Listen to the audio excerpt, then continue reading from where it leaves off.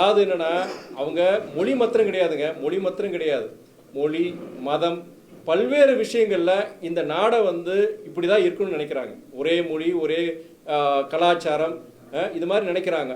அதுக்கு வந்து நீங்க என்னதான் நீங்க இந்தி கத்துக்கிட்டாலும் சரி சரி அவங்க அது வந்து ஒரு ஒரு ஜனநாயக நாடு, நம்ம நாடு ஒரு டெமோக்ராட்டிக் கண்ட்ரி. இதை வந்து என்னன்னா ஒரு ஃபாசிசம் ஒரு மாதிரி ஒரு டிக்டேட்டர்ஷிப் மாதிரி அவங்க கொண்டு போக நினைக்கிறாங்க. நீங்க இதுக்கு மாறினாலும் சரி பிற விஷயங்கள் இருக்கு இல்லையா, மற்ற விஷயங்கள் இருக்கு இல்லையா. ஒரு 20 வருஷம் கழிச்சு எல்லாருமே ஹிந்தியில பேச ஆரம்பிச்சிருவாங்க. ஏன்னா கேரளா அக்செப்ட் பண்ணிட்டாங்க புதிய மும்மொழி கொள்கையை. ஏங்க கர்நாடகா அக்செப்ட் பண்ணிட்டாங்க. நீங்க இல்ல நீங்க அக்செப்ட் எது இருந்தாலுமே நீங்க திணிக்கலாம். But probably change of government வந்துச்சுன்னா ரிவர்ஸ் பண்ணலாம் இல்லையா. இன்னைக்கு நீங்க சொல்றது எல்லாரும் ஏத்துக்கிட்டாங்க இல்ல நிர்பந்தம் இல்ல, நான் ஏற்கனவே நான் சொல்றேன் இல்லையா, ஏத்துக்கிட்ட இதை வச்சு ஏத்துக்கிறாங்க. நீ இதுல கையெழுத்து போடலன்னா நிதி கிடைக்காது அங்கிற அந்த ஒரு விரட்டல்ல அந்த வலுக்கட்டாயமே கையெழுத்து போட்டு வச்சிருக்கிறாங்க. நாளைக்கு ஒரு 4 வருஷம் கழிச்சு ஆட்சி மாறும்பொழுது மறுபடியும் காங்கிரஸ் இயக்கமோ வேற ஆட்சிக்கு வரும்போது கண்டிப்பா இது ரிவர்ஸ் பண்ணலாம், அந்த பாலிசி ரிவர்ஸ் பண்ணலாம். அதனால வந்து எதுவுமே நம்ம நிரந்தரம் சொல்லிட முடியாது. ஆட்சி மாறிச்சா கண்டிப்பா. அதாவது ஜனநாயகம் இருக்கிற வரைக்கும், ஜனநாயகம் பத்திரிகை துறை நீங்களும் வந்து உங்களோட நடுநிலைமையோடு நீங்க செயல்படும் போது ஜனங்க மத்தியில் ஒரு மாற்றம் வரும் பொழுது கண்டிப்பா ஆட்சி மாற்றம் வரும். அது ஆட்சி நிரந்தர பிரதமர் நிரந்தர இந்த கட்சி தான் ஆட்சி செய்யுங்கிற இதுவே கிடையாது.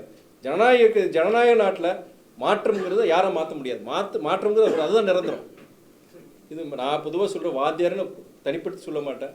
பொதுவாக மனிதர்கள் மாற்றம்ங்கிறத நான் பல இடங்கள் திருமண நிகழ்ச்சிகள் போகும்போது நான் அரசியல் பேசுறதில்ல, பொதுவான விழிப்புணர்வு விஷயங்கள் பேசுகிறேன். அதாவது சுற்றுச்சூழலை பற்றி பேசுகிறேன். இன்னொரு முக்கியமான விஷயங்கள் சொல்ல, பல்வேறு சீர்கேடுகள் இன்னைக்கு சமுதாயத்தில் இருக்குன்னா அதுக்கு நீங்கள் உடனே அரசியல்வாதிகளும் அதிகாரி நீங்கள் குற்றப்படுத்துறீங்க. மாற்றம் எங்கே ஆரம்பிக்கணும்னா மக்களை உங்ககிட்ட இருந்து இந்த மாற்றம் வரணும். நீங்கள் மாறலைன்னா இந்த இந்த இந்த சமுதாயம் மாறாது. நீங்கள் அரசியல்வாதிகளையும் நீங்கள் அதிகாரியும் குறை சொல்கிறது எந்த வித இதுவும் கிடையாது. அந்த மாற்றம் உங்களுக்கு இது தான் சொல்கிறேன். நீங்கள் சொல்கிறீங்களா ஆசிரியர் மாத்திரம் கிடையாது.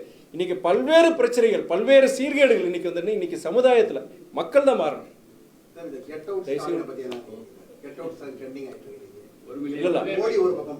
அதாவது ஒருமையில திட்டுறதை பொறுத்த வரைக்கும் யாரா இருந்தாலும் ஒருமையில திட்டக்கூடாதுங்க. பாலிசி ரிலேட்டட், அதாவது கொள்கை ரீதியான ஒரு தாக்குதல் இருக்கலாம், தனி மனித தாக்குதல், ஹிட்டிங் பிலோ தி பெல்ட்னு சொல்லுவாங்க. அது வந்து இருக்கக்கூடாது, நான் பண்ணக்கூடாதுன்னு நினைக்கிறேன். நான் அது என்னுடைய கருத்து.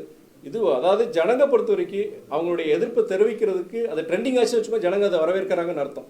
அந்த பர்டிகுலர் கருத்தை வரவேற்க அதை புரிஞ்சுக்கிட்டு ஒன்றிய அரசு தன்னுடைய போக்கை மாற்றிக்கிட்டா நல்லது.